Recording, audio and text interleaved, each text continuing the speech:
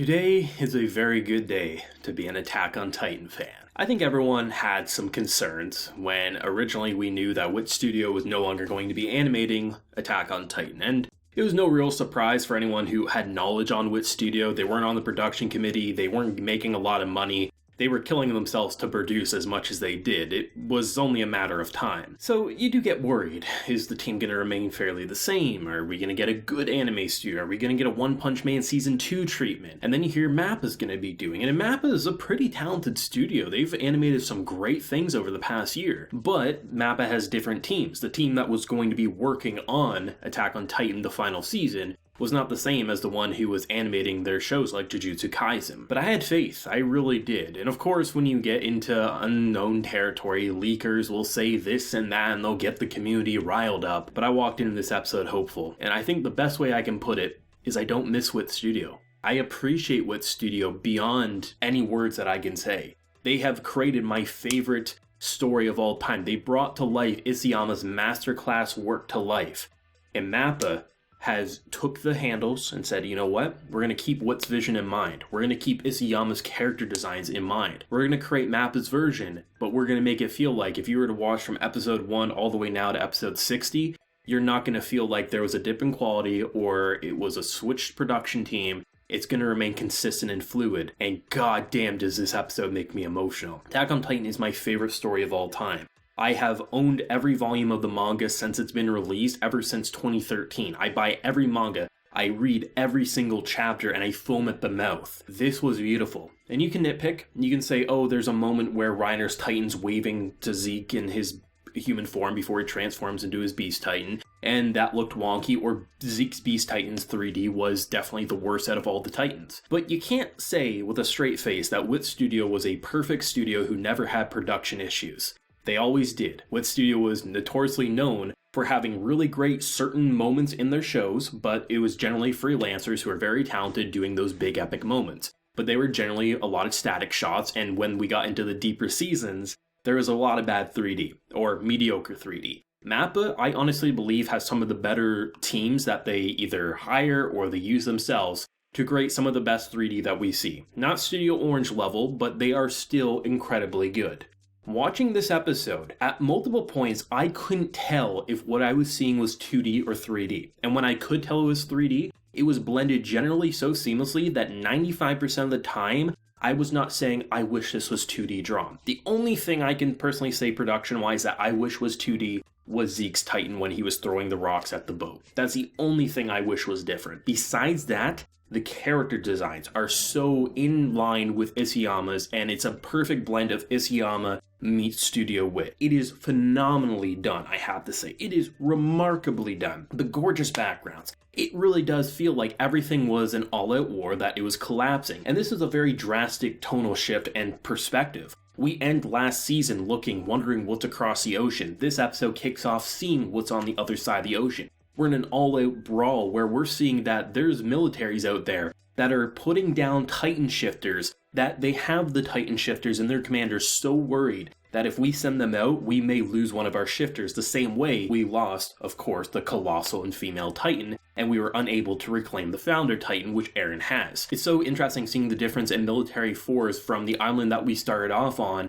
seeing the military that's pushing down an insane group of people. You're getting new characters. You have the loudmouth Gabby, you have Falco, you have all these characters who are competing to inherit the Armored Titan. And there are going to be moments in this season that will infuriate you, that will make you say this is horrible, but Attack on Titan is one of my personal favorite stories ever. In fact, it is my personal favorite, but it's up there with some of the all-time best written. Because rather than it being a story that says this is good and this is evil, what this story says is it's all about perspective. The reason why starting off the final season focusing on them is perspective is very, very important to understand that whoever you follow, and from your point of view, you're always going to feel like you're the heroes and the other person is the villain. And there's going to be so many things that are going to blow everyone's mind. And people will obviously, they'll probably take away from the episode rather talking about rumors. Oh, this season's only going to be 16 episodes. What's that mean? Isayama himself has already said all of the manga will be animated.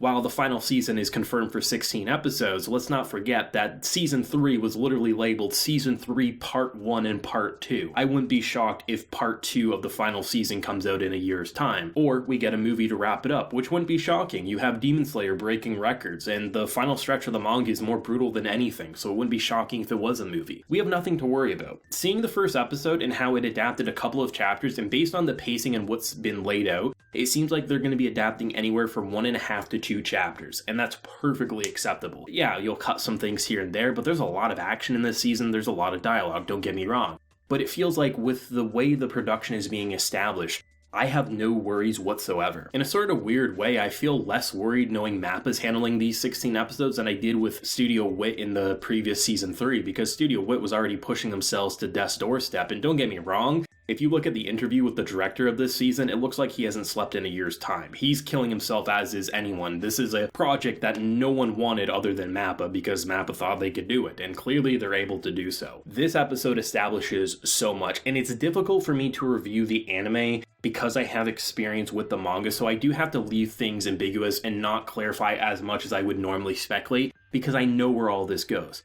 What makes this intro to the arc so great to me, though, is that we get introduced to characters we have no connection to besides a select couple. And those select couple, we assume, are the bad guys. We assume they are the horrible people. And then we get a difference of, like, everyone's fighting a different war, and it feels like there is this hostility, there is this form of racism, these Eldians, these horrible, disgusting people. Look at you, Titan monstrosities, all you're good for is doing our bidding. There is a lot of prejudice here, and you can get a good indication of such. But it's interesting to see the level of tactics and how it differs from the island that we started off on. Gabby's idea of using a bomb, making herself look like just an innocent girl, dragging a bomb, passing out, waiting for this armored train to come as she then destroys it. She argues, is my life worth more than 800 soldiers just as I'm a great candidate for the Armor Titan? There's a level of intelligence, and I'm not going to say exactly who this character reminds me of, but I will eventually. I will down the line in these reviews, but I've always loved Gabby's character some of the most in the final arc here. I know that's going to rile up manga readers, but you know what? I was sticking to that comment even when I was getting people hating me for saying I love Gabby so much. But it's just interesting. It's great to see a different set of minds take the final content, which is arguably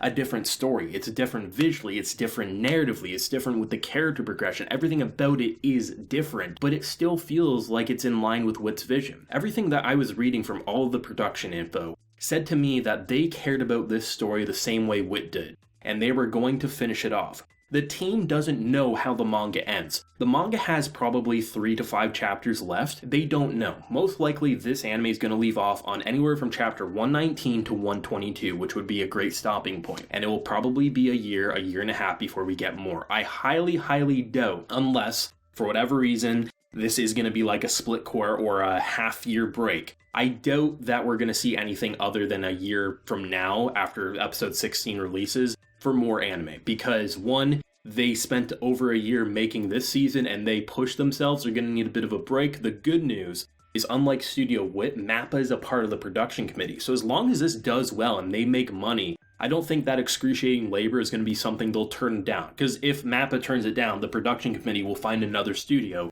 to finish off the manga. That's exactly what they did when Wit Studio declined. So I'm very interested to see what's going to happen. Personally, despite it maybe not being the thing that leakers, which I'm honestly done with leakers at this point, are saying, I personally believe we'll get a part 2 to the final season a year and a half down the line, but I wouldn't be surprised for a movie, especially considering how good things like Demon Slayer have been in terms of movie format. Either way, we have nothing to worry about. This was an incredible episode. Visually, it blew me away. This was better 3D than what we saw with Wit Studios' Titan 3D. Now, yes, there's certain key moments with 3D, like Levi's rooftop scene or, the Beast Titan with Levi going crazy. Those were animated by one select incredible individual. If we're looking at the overall scope of Wit's 3D, honestly, I'd say this is better. Now, that may rile some feathers, and that may piss some people off, but let's not get it twisted. Wit Studio was not perfect, but we loved their dedication. Wit Mappa is giving that same level of dedication. Now, there's a lot I could probably dissect more with the story and characters, but I feel like because I know where it goes, it would get into too much spoiler territory,